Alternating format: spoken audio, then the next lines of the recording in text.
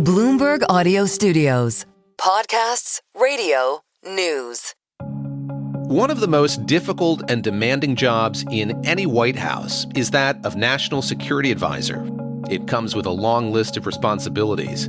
You're a counselor to the president and someone who coordinates with policymakers and intelligence officials and governments all over the world.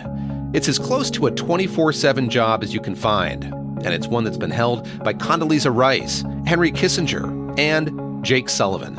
You know, one thing I've learned over 4 years as National Security Advisor is that the most persistent question that one faces in a job like that is, okay, then what? There is no downtime. You're always thinking about what will happen next. During Sullivan's tenure, war erupted in the Middle East, and the conflict escalated in Ukraine. There was chaos as the U.S. withdrew its forces from Afghanistan. Since January, Sullivan has had a chance to gather his thoughts and to catch his breath.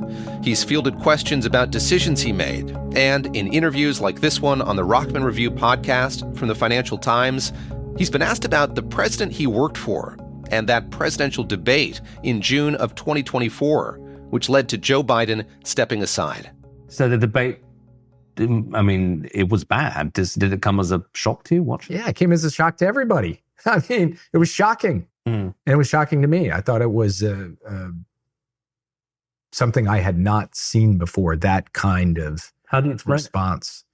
I don't have a good explanation. I mean, I think some part of it has to be the stakes of that performance and, you know, how people get in their own heads. But that's just armchair. Yeah.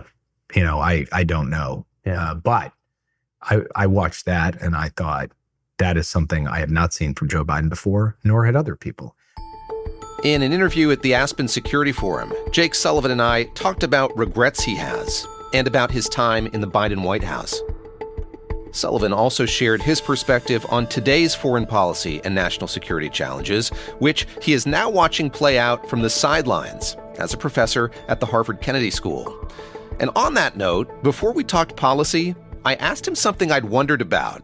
What happens when you leave a job that is so all-consuming, like National Security Advisor? What happens when you're done? Well, in the most immediate sense, I had a security detail, big Secret Service detail. They were with me 24/7. And at 12 noon on January 20th of this year, they dropped me off at a bar and walked away. I mean, shook my hand. And I said thank you to them. And then they walked away. And I went to the bar and joined friends and had an early drink. That's the short answer. The longer answer that it's obviously a huge shift from the point of view of adrenaline, stress, intensity, and it takes some getting used to. I'm David Gura, and this is The Big Take from Bloomberg News. Today on the show, my conversation with former National Security Advisor Jake Sullivan. At a time when there is so much conflict around the world, when long-standing alliances are under strain, and President Trump is waging a trade war, I asked former National Security Advisor Jake Sullivan what concerns he has about the U.S. national security apparatus he helped oversee. I would say I have two major concerns. One of them is immediate to some of the decisions taken by this administration in the last few months, one of which is more longstanding. The immediate one is that I really do believe there has been an basically all-out assault on the professionalism, the patriotism of incredible public servants at multiple different agencies. And I think DOGE drove a lot of that, but it's continued beyond DOGE, attacking people who gave their career at USAID or the State Department or at other federal agencies. And I think this is something deeply corrosive. It is going to reduce the extent to which people are inspired to get into public service. And I think that will come at both an immediate cost to us because of all the talent and capacity we've lost and all the institutional memory and know-how we've lost. But I think it will come as a longer-term challenge as well.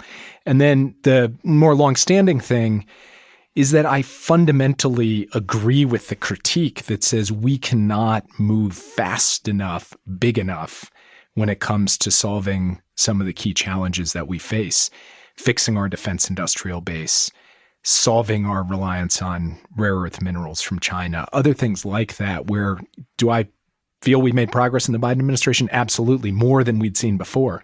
Do I feel we solved the problem? No.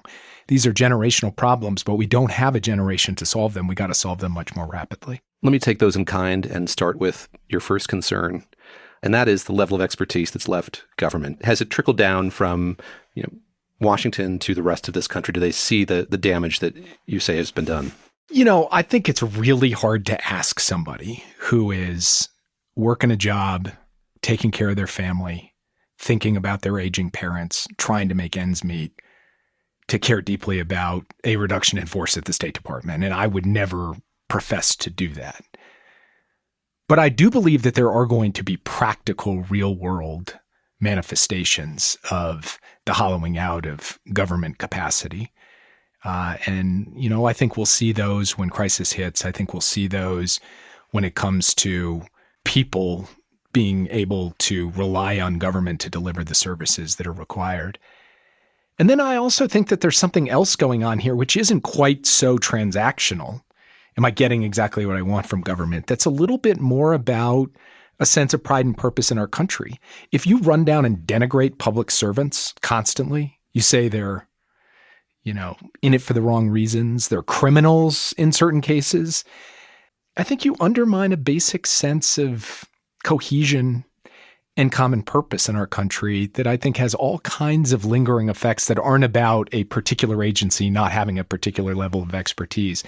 It's that more ineffable quality that I think is eroding the kind of deep sense of American can-do and the sense that, we're out for a larger purpose that, really will leave a mark. I think a lot of people saw the videos from a few days ago of career employees leaving the State Department for the last time to the applause of their colleagues. When you look at the cuts that have been made, both to funding and to staff, are you optimistic that that can be reversed in a future administration, or is the damage going to be irrevocable? Look, you can rebuild these muscles, but it takes longer to rebuild them than it takes to destroy them. And that's true in our lives. Like if you lay off exercising for a while, it just takes you that much longer to get back in shape. And I think that's going to be true with government as well. And I want to be clear. I'm not arguing there is no scope for streamlining or personnel reform or programmatic reform or budget savings. I'm not arguing that at all. What I'm arguing is something more fundamental, which is the method by which this has been approached has been, in my view, basically to borrow a Taylor Swift line, it's been casually cruel in the name of being honest. They say, oh, we're just doing what's right and we're telling it like it is. No, there's a cruelty to this that I think is totally unnecessary. And I think it also means it's not rigorous, targeted, focused on genuine reform, genuine streamlining. It's using a bludgeon, a sledgehammer, where I believe that much more precise tools are required to improve the function of government. Let's talk about a few hotspots. And you spent a lot of time shuttling back and forth between Washington and the Middle East, certainly after October the 7th. And I'm curious how reconfigured the Middle East is today than before that attack that Hamas launched. How different does the Middle East look today than it did? It's considerably different. So first, when we left office, and even more so now, Iran is at its weakest point since 1979. It's lost its main proxies. It's lost its main client state, Assad. It's lost its conventional military deterrent. And now its nuclear program has been set back, but not completely eliminated, and we are going to have to continue to solve for that. So that remains a constant, the need for a deal to solve Iran's nuclear program. Then you look at the possibilities that exist in both Lebanon and Syria, but they're attendant with really significant risks as well. And so to me, the most important thing that can happen at this point is to get an end to the war in Gaza and then to get a credible pathway to a Palestinian state. Because without a credible pathway to a Palestinian state, I do not see a future for normalization between Israel and Saudi Arabia and other of its Arab neighbors. And I do not see a way of building on the promise of a new Middle East. I think we may just get into further cycles of instability and challenge. And what we've seen, for example, just in the last few days in Syria, is a reminder that this is not just going to be some smooth pathway to a better future for Syria or for other countries. It's going to require hard decisions, and it's going to require connecting military actions today to a strategic endgame tomorrow that is sustainable and just. And so far, I haven't seen from this Israeli government a willingness to do that. So Israel has attacked Syria in recent days. Do you share this administration's optimism about the path forward for Syria? I believe that it is right to give this new government in Syria a chance. And in fact, the Assad regime fell in the closing weeks of the Biden administration. And almost immediately, we sent a senior official to go meet with al-Shara, the new leader of Syria. We began the process of lifting some sanctions. And we set a pathway, which then President Trump took a huge step forward on, a quite significant step in basically saying we're going to normalize relations and lift all the sanctions. And I applauded that at the time, and I think that that is the right thing. Does that mean I share optimism? As an Irishman, I'm going to reserve anything remotely resembling optimism here. What I would say is there is an opportunity, and we should do our best to test and pursue that opportunity. But we also should be strong in pushing back against actions, including actions by Israel, that could potentially take this fragile opportunity and make it more difficult to consummate. The last time you spoke with Bloomberg was in January, and you said of the conflict between Israel and Hamas, there could be a deal maybe in a matter of weeks. Here we are, many months since then. What's it going to take to get one, as you see it? Well, first of all, there was a deal within a matter of weeks after I made that comment. There was a deal consummated in the closing days of the Biden administration. It was a ceasefire. The ceasefire consisted of 6 weeks of an end to all of the military action on both sides, the return of many hostages, and a surge in humanitarian assistance.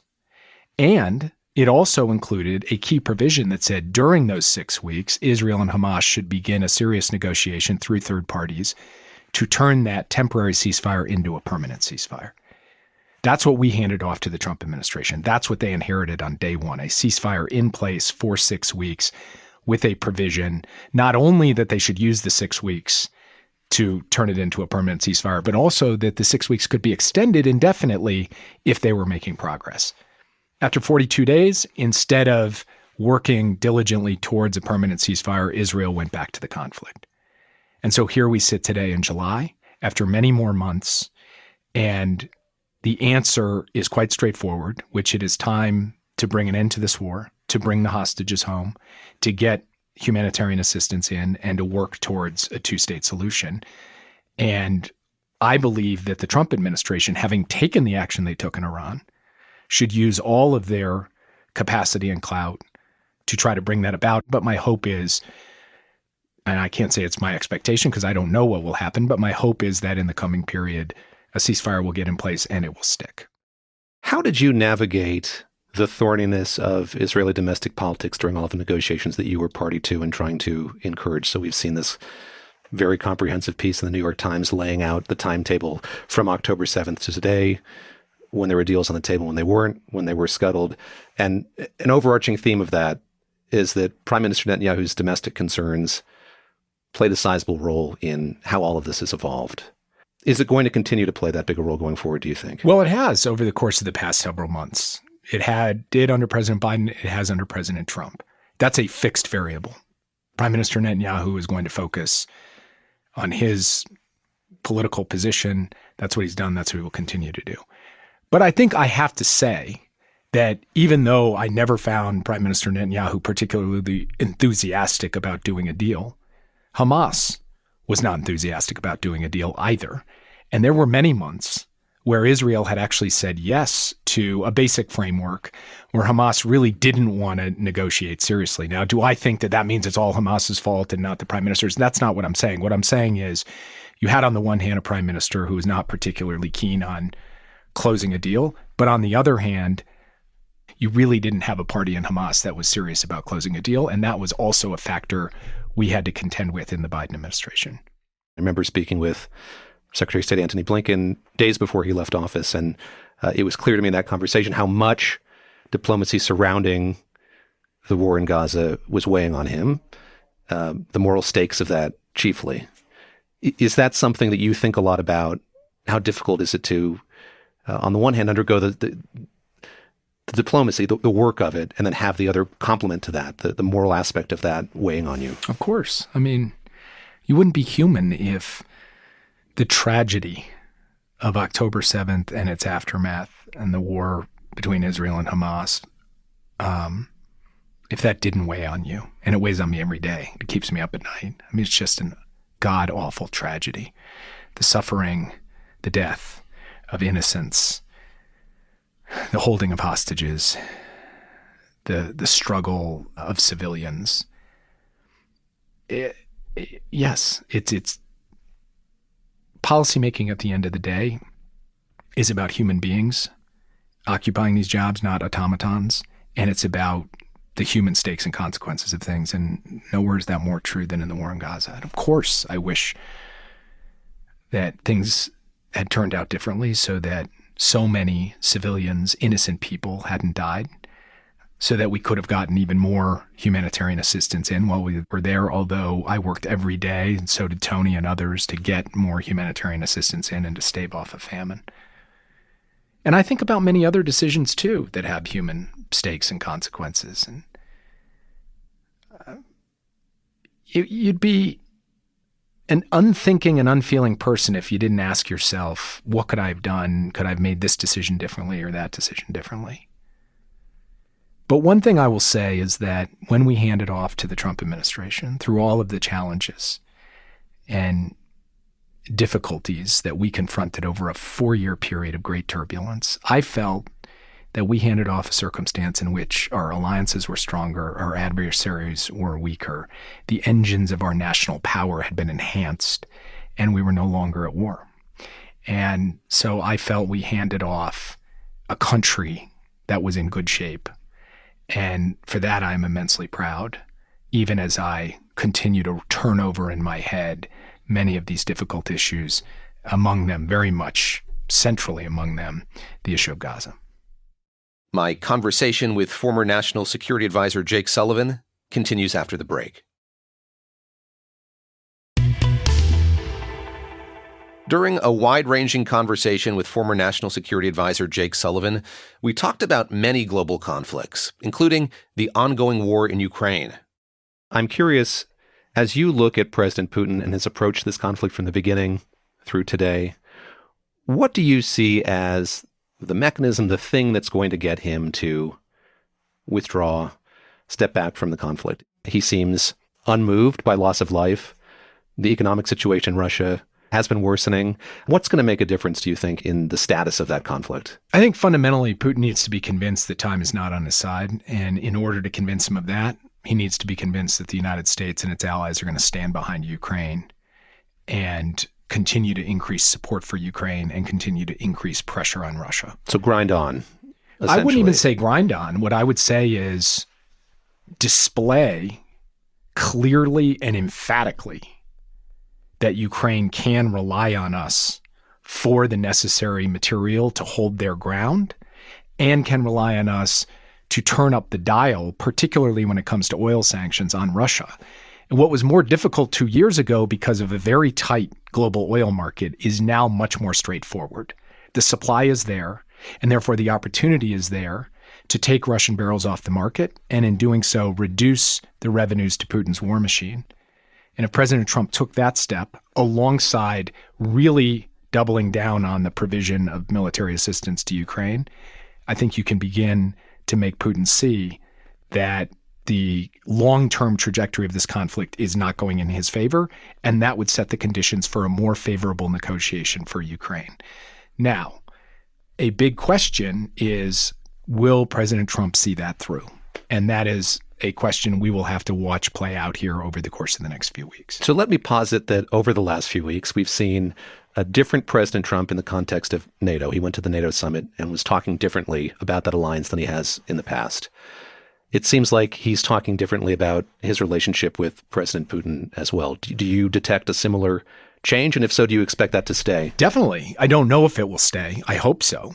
But it's absolutely President Trump singing a different tune on both NATO and on the Russia-Ukraine war. And in both cases, I think he has moved in the right direction.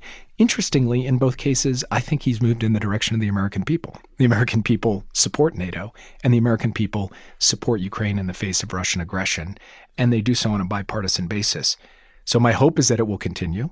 And when he takes steps like that, I will stand up and say, that's a good thing. Let's keep going. But the question is, does Putin think President Trump's going to stick with this? President Trump needs to prove to him that he will. And I think one key step he could take to do that would be to tighten these oil sanctions that he's threatened. He should actually put them on. I want to ask you about that more generally, because, of course, the Biden administration, like the Obama administration, indeed like the first Trump administration, did rely on sanctions as a tool of national security. There are some who question the efficacy of them, see means by which countries can get around them.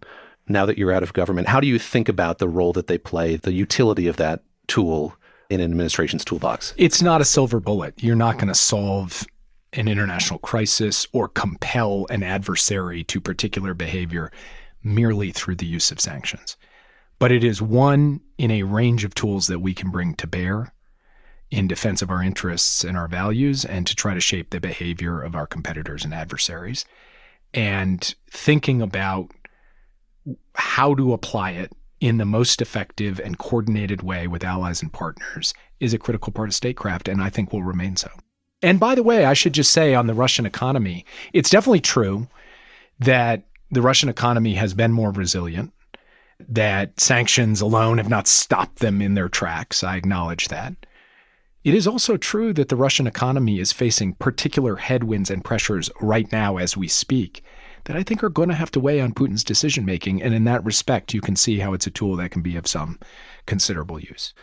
I mentioned that NATO summit, and I'd love to get your perspective on the integrity of that alliance, how you're feeling about its current strength, its prospects going forward in light of the higher commitment these countries have made to financing their defense budgets. How do you feel about the integrity of the NATO alliance today? I'm of mixed minds on this. First of all, I'm proud that when we handed off the NATO alliance, it was bigger, it was more purposeful, it was more burden sharing than at any previous point. When President Trump left office, 9 NATO allies had met their 2% of GDP commitment. By the time President Biden left office, that was 23. So that was a big move, not in terms of pledges for the future, but in terms of actual dollars spent. So I'm proud of that. And I think President Trump did a good thing in pressing for an increased commitment with respect to defense spending. There's a real question about follow through now. We have to make sure that that actually happens. The Germans have taken a big step. I'd like to see others do so as well. But there is also increasing talk in Europe about how much they can trust the United States. And that concerns me and to a certain extent saddens me. You know, we were working very closely with Europe over the 4 years of the Biden administration on an aligned strategy to collectively de-risk from China, reduce our strategic dependence on China. Now, a lot of the talk in Europe is not necessarily about de-risking from China. It's about de-risking from America. And I don't like that, because I think if we have cohesion and common purpose with our European allies, we are stronger.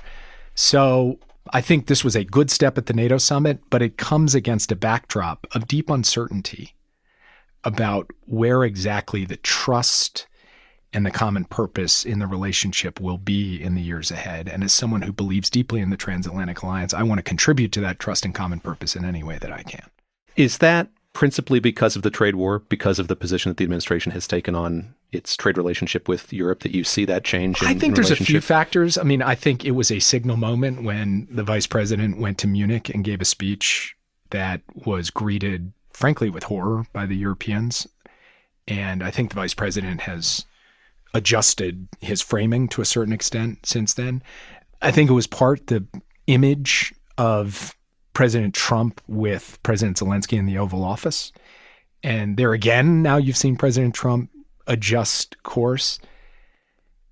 It's the trade war and the coercive effort to bend friends to our will rather than try to work through whatever issues we have with them. And it's a lot of flirtation with a particular ideological current in Europe, which says we're going to, we have a preference for right-wing parties. When the vice president went to Germany, he didn't meet with the chancellor, but he met with the head of the AfD, which is their far-right party. Okay. People in Europe take notice of that. So these are some of the factors at play. On the other hand, the logic behind this alliance, the history behind this alliance, the people-to-people ties undergirding this alliance, the deep integration of our economies and our defense industrial bases and our militaries and our intelligence services, these are all very powerful things.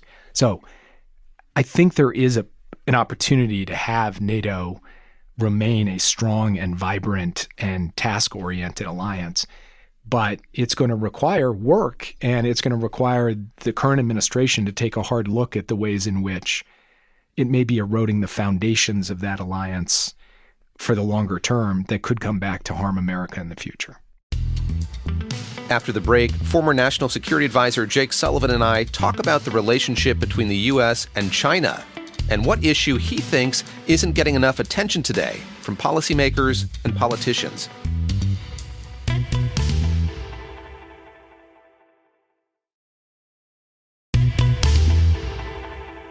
During his first term as president, Donald Trump imposed a 25% tariff on Chinese exports, and President Biden kept that policy in place.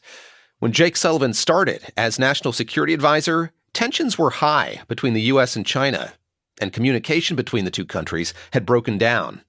I asked him where he thinks that relationship stands today, some 6 months into President Trump's second term.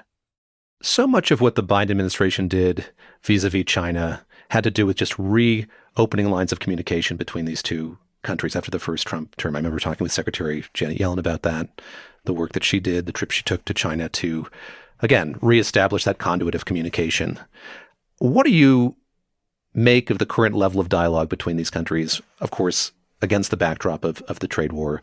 What you've seen particularly when it comes to what levers both sides have here in that relationship, principally when it comes to rare earth minerals? Yeah, so just on the diplomacy piece, I mean, the core element of the Biden administration strategy was we were going to compete intensively, invest in the sources of our own strength, build up our relations and common strategy with our allies, impose export controls so China couldn't use our most advanced technologies against us.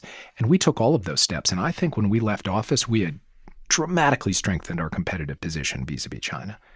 But alongside that intense competition, we practiced intense diplomacy because our view was you have to manage the competition so it doesn't tip over into conflict. And in particular, that requires not just transactional conversations, but deep strategic discussions about our respective perspectives and priorities. And I carried on more than 50 hours of those discussions with my counterpart, Wang Yi, the foreign minister and their Politburo member in charge of foreign affairs. I don't see that happening right now. And I think that that is to the detriment of both the United States and China. And there's nothing inconsistent with pursuing that diplomacy while also pursuing competition. On the other hand, there is an active and ongoing channel on the trade issues that occasionally produces flare-ups and escalations and then de-escalations and so forth, but it's clearly an open channel. And then finally, one of the things I'm proud of is that we got military-to-military communications reestablished at a high and sustained level and basically got that to hold through thick and thin. And it's continuing to hold even despite all of the trade tensions between the two countries. That is a good thing. That is how you avoid unintended escalation into conflict. And I think that's to the benefit of the American people. I've asked you about the Middle East, Ukraine, China.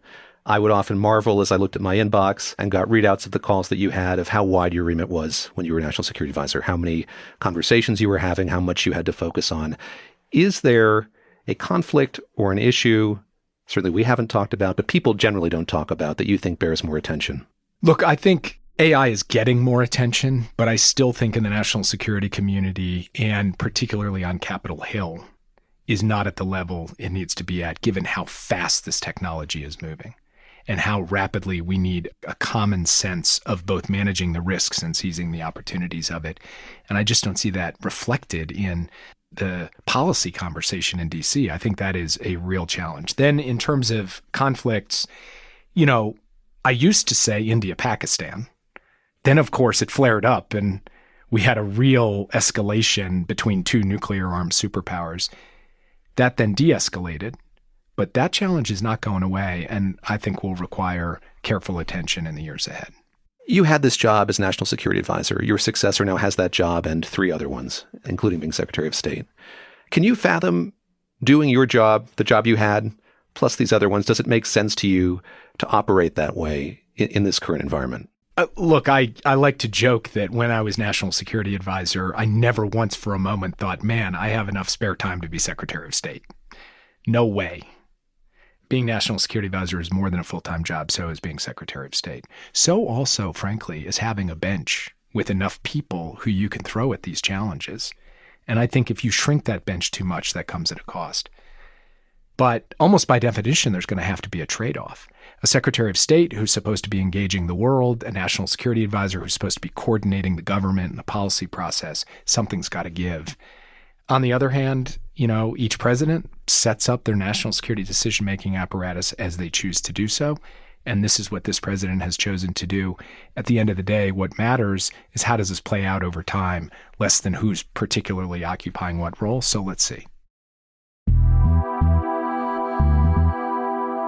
This is The Big Take from Bloomberg News. I'm David Gura. The show is hosted by me, Sarah Holder, Juan Ha, and Saleha Mosin. Aaron Edwards, David Fox, Eleanor Harrison-Dengate, Patty Hirsch, Rachel Lewis-Krisky, Naomi Ng, Julia Press, Tracy Samuelson, Naomi Shavin, Alex Segura, Julia Weaver, Yang Yang, and Taka Yasuzawa make the show.